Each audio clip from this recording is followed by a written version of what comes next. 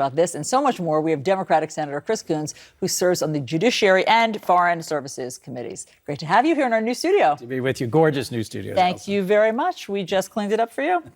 Okay, were you surprised to see a Republican, Justin Amash, saying that the president, saying so overtly that the president did engage in impeachable conduct?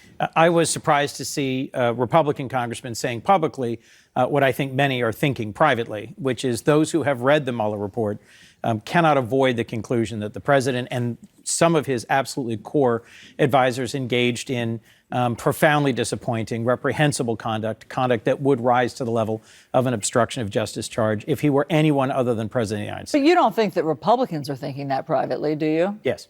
What makes you say that? Conversations. So it's not so private.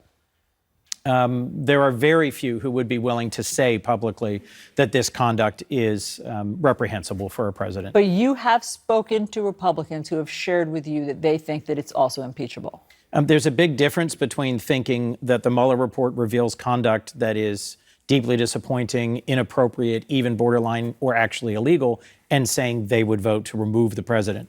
I have not spoken to a single Republican senator who would vote to remove the president. Many privately expressed concerns about what was revealed in the Mueller report, in part because of the gap between what Attorney General Barr characterized as being in the Mueller report and what was actually in the Mueller report for those who've taken the time to read through it.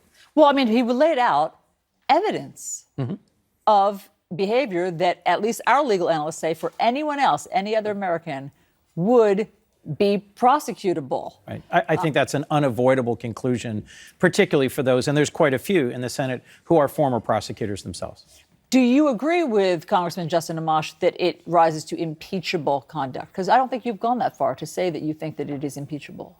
Well, there's a conclusion I've reached, which is that impeachment is a political process, and that, frankly, the likelihood that the known jury in this case, the Senate of the United States, would actually remove the president is close to zero.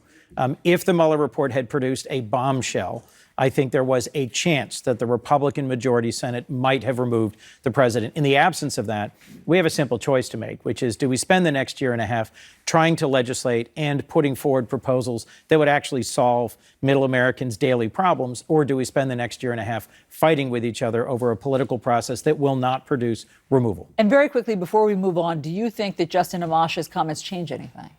I think it's going to raise a question again in the minds of lots of voters. If they're represented by a Republican congressperson, is my congressman, is my congresswoman someone who's, willing to stand up to the president when it really is in the best interests of our country, our system of rule of law? Are they willing to just level with me and tell me honestly when the president does something that is beyond the pale? Okay, let's talk about what's happening with Iran.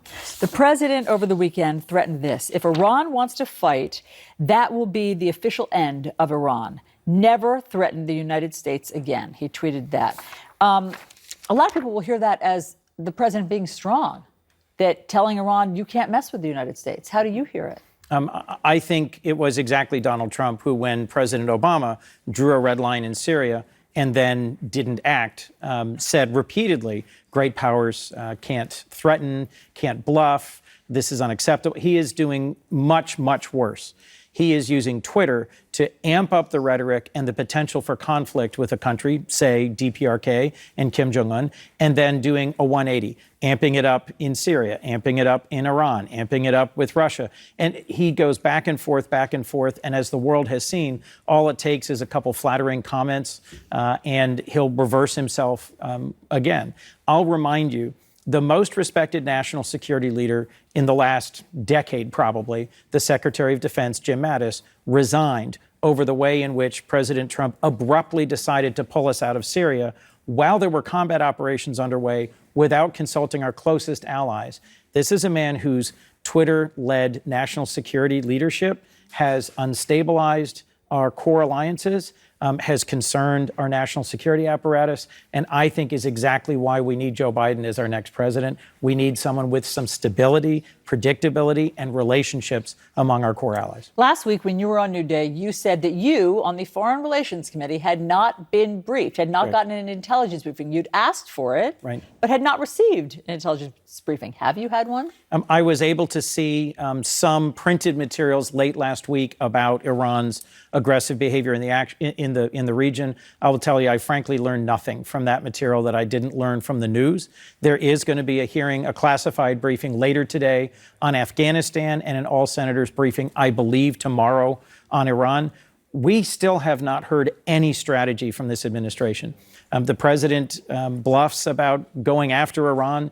Taking on Iran militarily is a very challenging prospect. We need to have a serious conversation about the costs, the risks, and the plan. So far, there is no plan that I've seen or heard of. But from what you've seen or what you've heard, do you believe that it was Iran that was being provocative and that provoked the U.S.? Because there's a question about how this escalated so quickly. Some people have even suggested that maybe there was a misunderstanding or that the U.S. did something to provoke Iran. Which one do you think it is? I think that's a legitimate question and exactly the sort of thing that we ought to be discussing in a classified environment.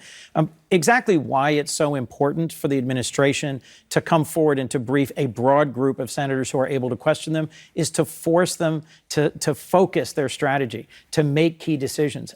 I think it is an open question whether or not the provocation is going one way or the other. And this is a very small space and a real tinderbox.